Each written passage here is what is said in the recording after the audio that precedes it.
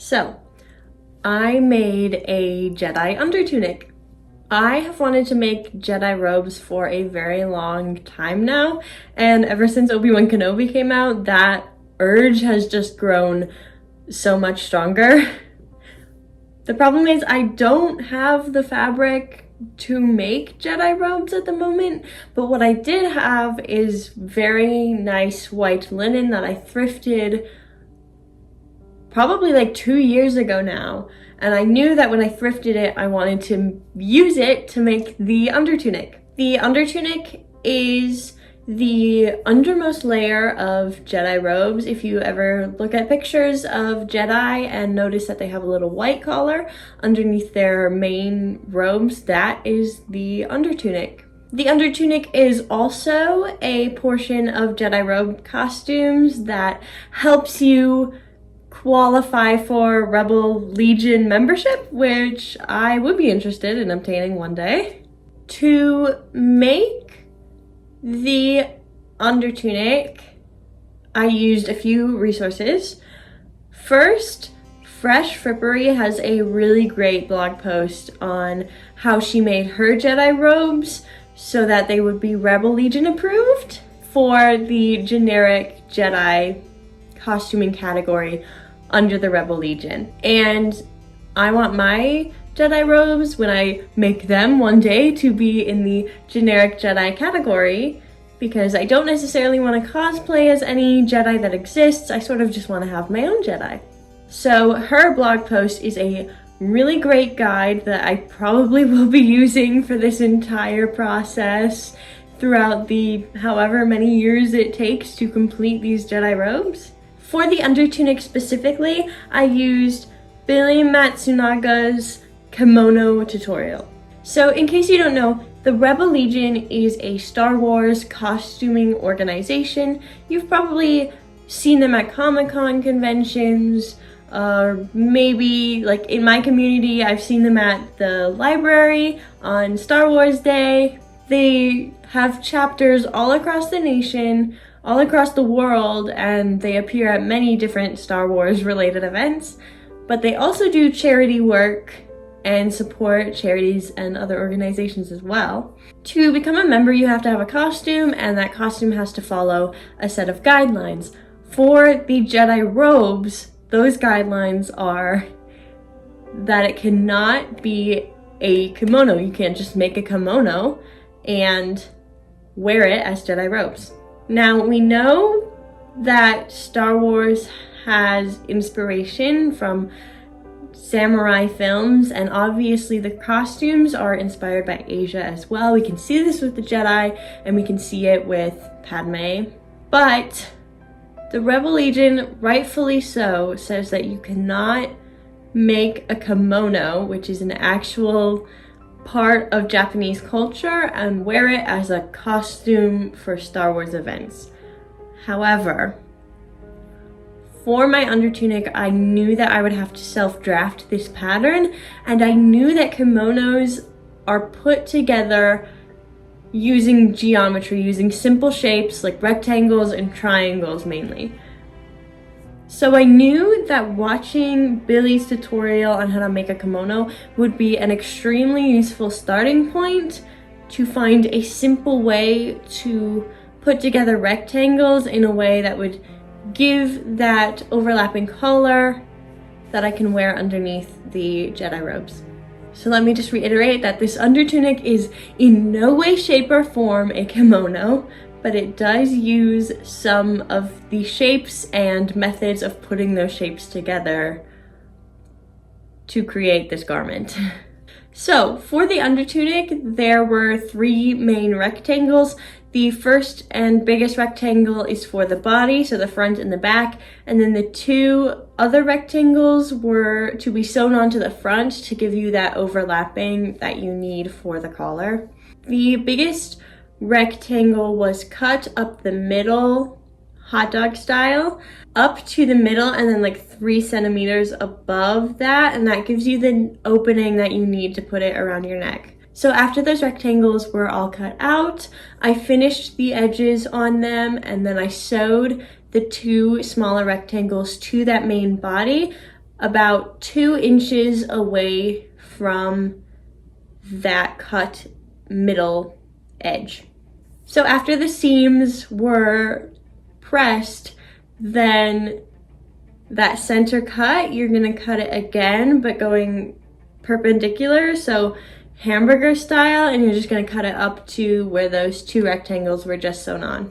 And then that gives you more of a 3D shape for the opening of the neck that you can use to try it on as you are continuing to make this garment. So after those cuts were made, you're gonna have some leftover fabric underneath the seams from where you attach those 2 rectangles to the front. So the leftover fabric is from when the rectangles were placed 2 inches away from the edge. It is at 2 inches that we're gonna be dealing with now, and those are just folded over on the back of the garment and felled into place with a whip stitch, and then they were pressed, and that takes care of that step. So then it is time for the collar of the garment. And the collar is definitely the trickiest part. Once again, to get the shapes and the geometry down, I used actually 2 of Billy's tutorials. I used the kimono one, and then she has a undergarment tutorial that I also used. So I cut out the rectangle for the collar, and then again I used Billy's video to mark out the shape of the collar because it sort of slopes at either side, and then I folded in the edges of the collar so that it would have that sloped shape, and then it was time to sew on the collar to the garment. So to mark out where the collar goes, you're going to want to follow a diagonal line, and Billy has in the video a way to like figure out where that diagonal line should be on your garment. So I kind of drew it out, but then I also like looked in the mirror and determined whether it would be like a good angle until I was happy. I sort of just played with it. And then you're going to want to make little curves where the diagonal sort of stops. The cutout for the neck will be up here, and then you're just going to want to make a curve so that it meets where that perpendicular cut for the neckline is. And then it is time to sew the collar onto one side of the garment. I believe I sewed it onto the front side. And then after that, all of the excess fabric that is underneath the collar, you're gonna trim it away. It's a scary step, but it must be done. So you're just gonna trim it away, and then that collar can be whip stitched to the other side after it's folded in half. And that's basically the end of the undergarment. The only thing left is to add some sort of fastenings onto it. How I decided to do this is I added 2 snaps to the front of the garment, and then on the sides, I just added ties so you could tie them together on the sides and then snap the front, and then that is how you wear the garment. So that's it. That's how I made my Jedi robe under tunic. As I said before, I do not currently have fabric to make the actual Jedi robes, but every time I go to a thrift store, you know, I'm looking out for that fabric. I'm looking at fabric stores, and I just haven't found anything that I'm in love with yet. So for now, I only have the under tunic as part of this costume. So if for nothing else, I hope this video was helpful for you just to see how I made my under tunic. Billy's videos were a great inspiration, as is Fresh Frippery's blog post. All of those will be linked in the description below. And again, you know, since I didn't do the sleeves or anything, this really isn't a kimono, I don't think. I just feel like I have to say that 1,000 times in case anyone from the Rebel Legion is watching this video. It is definitely inspired by kimonos, as are the original Star Wars costumes. But I think that it is different enough in how I finished it in the final way that it is just a basic under tunic that was put together with geometry that I might have stolen from kimonos. But yeah, so I hope this video was helpful in case you want to make your own Jedi robes. But that's all really. I just wanted to share this garment that I made. So I hope you all have a wonderful day, and I will see you in the next video. Goodbye.